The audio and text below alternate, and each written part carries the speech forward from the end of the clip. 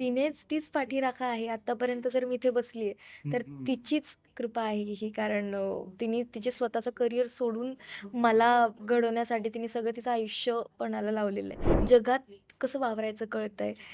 So त्या काही गोष्टी ऑफकोर्स बदलणारच आहेत आणि त्या लोकांनी एक्सेप्ट केल्या पाहिजेत. ही अपेक्षा आहे लोकांकडून. नक्कीच. मला असं वाटतं, की एकतर सगळ्यांचं जसं रिएक्शन आहे, की छोटी इंदू विसरणं नाही, बरोबर. हे माझंही आहे.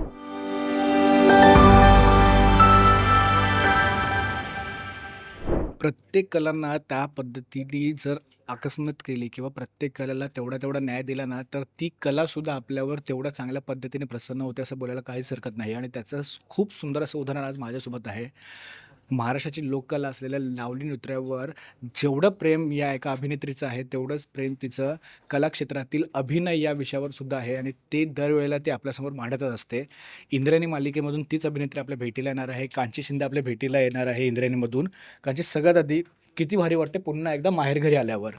खूप भारी वाटतंय कारण स्वप्न होतं माझं इंद्रायणी करणं आणि प्रत्येक ॲक्टरला वाटत असतं, की कोणतं तरी एक असं पात्र यावं, की ते आपल्याला वेगळी ओळख देऊन जावं आणि माझं आयुष्यातलं पहिलं लीड आहे. येस. ते इंद्रायणी. ते इंद्रायणी आहे आणि त्याच्यासाठी मी खूपच स्वतःला लक्की समजते आणि कलर्स मराठीचे विनोद सरांचे आभार मानते. कारण का याआधी जेव्हा तू कलर्स मराठीला आलेला त्याच्यानंतर खूप काळ लोटला गेला आणि 2 एक 2 वर्ष. 2 हां. आणि त्याच्यानंतर म्हणजे जेव्हा मी येत होतो ना, तेव्हा मी तुझं प्रोफाईलसुद्धा चेक केलं. म्हणून मी सुरुवात केली कारण का लावणी नृत्य कलेला जेवढं जिच्यावर नितांत प्रेम आहे अशी अभिनेत्री. तर एकंदरीत मालिका आता खूप चांगल्या पद्धतीने पुढे सरकली आहे. एक नवीन फेज, एक नवीन अध्याय सुरू झाला आहे. एक प्रेक्षक म्हणून तुझं या सगळ्या मालिकेकडे बघायचा दृष्टिकोन कसा आहे आणि एक प्रेक्षक म्हणून इंद्रायणी या कॅरेक्टरकडे तू कशाबद्दल बघतेस?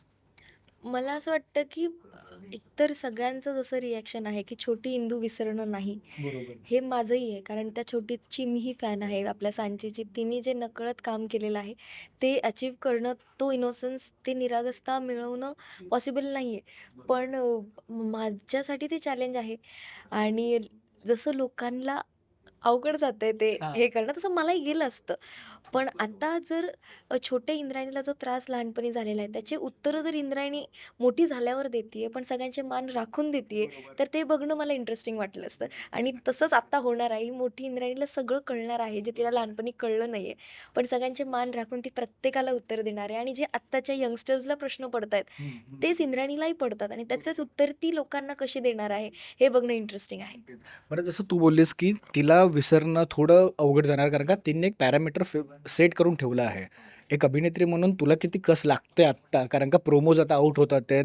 मालिकासुद्धा आता एपिसोडसुद्धा आउट झाले ज्याच्यामध्ये तुम्ही सगळे आम्हाला दिसताय.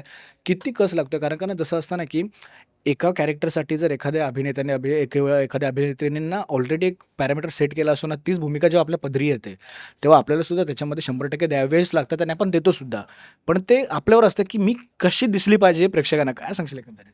मी खरं तर सरेंडर केलंय. वाह! मी कारण की जर नव्याने स्टार्टच केली असती मी इंद्रायणी, हं, हं. तर कदाचित मी स्वतःचं थोडं अ, नाही सर मला असंच वाटतंय. बरोबर, हे बरोबर. करायला मला लिबर्टी होती. हं. आता ही छोटीचं पूर्ण बॅक स्टोरी जी आपण बघत आलो बघत आहे. बरोबर, युजुअली आपण पात्राची बॅक स्टोरी नाहीत बघत लवकर. बरोबर, मला माझं अख्खं लहानपण जगाला माहिती आहे, बरोबर. या मोठ्या इंद्रायणीचं.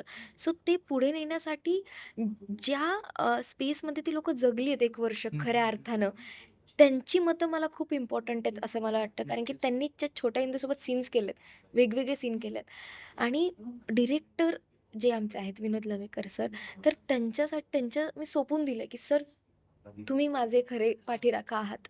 तुम्ही मला सांगा, की नेमकं काय अपेक्षित आहे?" बरोबर. कारण आत्ता मी अझ्युम करणं हे योग्य नसेल. नक्कीच. तुम्ही ती जन्माला घातली आहे इंद्रायणी, तर तुम्हालाच माहीत असणार, की तुम्हाला ती मोठी कशी पाहिजे. बरोबर. त्यामुळे मी पूर्णपणे सरेंडर केलेलं आहे याच्यासाठी. नाही, नाही, नाही. खरंच खूप भारी वाटतं. बरं, तर जसं आपण बोलतो ना, की लहानपण आणि आत्ताचं तरुणपण तुमचं. आत्ताची इंदूसुद्धा तेवढीच भाबडी श्रद्धा ठेवणारी आहे विठ्ठल रखुमाईवर, की आता मोठी झाल्यावर तिचे विचार थोडेसे बदलणारे आहेत किंवा काय कसं असतंय? नाही. अ, आईसाठी लेक थोडी बदलते कधी. हां. तसं विठुरायासाठी इंदू कधीच बदलणार नाही. नक्कीच, नक्कीच. पण दुसऱ्यांसाठी नक्कीच बदलेल. पण त्यांची रिस्पेक्ट ठेवेल. नक्कीच. मैत्री तितकीच कट्टर ती निभवणार आहे. आदू आणि गोपाळ सोबत, पप्प्यासोबत तिचं जे नातं आहे ते अजूनही तसंच आहे. ती मेन होती, ती मेनच राहणार आहे. आणि आनंदीबाईसोबतचं थोडं इक्वेशन बदलेल असं मला वाटतं. कारण आता ती मोठी झाली आहे. तिला कळतं कसं बोलायचं, तिला जगात कसं वावरायचं कळतंय. सो त्या काही गोष्टी ऑफकोर्स बदलणारच आहेत आणि त्या लोकांनी एक्सेप्ट केल्या पाहिजेत. ही अपेक्षा आहे लोकांकडून. बरं तर मालिका खरंच खूप सुंदर चालत आहेत. जसं आपण बोलतोय ना, की खूप लोकं तुमचं कौतुकसुद्धा करत आहेत. कारण का ना त्यांना तो फरक जाणवत नाही आहे. ती कंटिन्युटी जी असते ना, ती कंटिन्युटी चांगल्या पद्धतीने दिसतसुद्धा आहे आणि आम्हाला ती कळतेसुद्धा.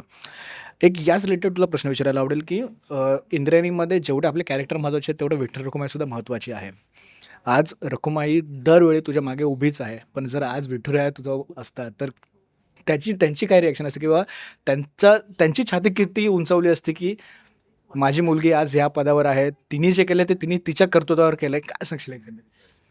मला याचं उत्तर नाही. It's okay. काही काही हरकत नाही, काही हरकत नाही. कारण का असतं ना, की आपले हं. तर मग एकंदरीत तुझं विठुराया आणि तुझी रखुमाई त्याच्याकडे बघण्याचा दृष्टिकोन कसा आहे?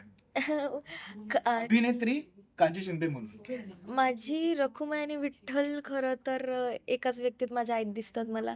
कारण तीच पाठीराखा आहे. आत्तापर्यंत जर मी इथे बसली आहे, तर तिचीच कृपा आहे ही. कारण तिने तिचे स्वतःचं करिअर सोडून मला घडवण्यासाठी तिने सगळं तिचं आयुष्य पणाला लावलेलं आहे. त्यामुळे हे तिचं सक्सेस आहे जर मला मिळतं आहे आणि इतकं जर प्रेम मला मिळतं आहे, तर ते नकळत माझ्या आईसाठीच आहे.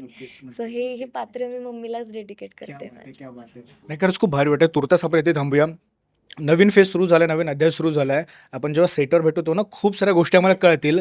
खूप जास्त गोष्टी. कारण का आम्ही लहानपणीच्या त्यांना भेटायला गेलो ना, ते एवढे चिल होते ना. आता मला बघायचं तुम्ही सुद्धा तेवढे चिल आहात की नाही ते तिकडे ते सेटवर गेल्यावर कळतं आपल्याला. दया. नक्की आपण तेव्हा सेटवर भेटू आणि सेटवर खूप साऱ्या गप्पा मारू. तोपर्यंत खरंच खूप धन्यवाद लेट्स मराठीसोबत बोलल्याबद्दल आणि तुझ्यासोबत तुझ्या संपूर्ण टीमला all the very best. Thank you. Ramkrishna Hari. Ramkrishna. बघायला विसरू नका इंद्रायणी संध्याकाळी 7 वाजता फक्त आपल्या कलर्स मराठीवर.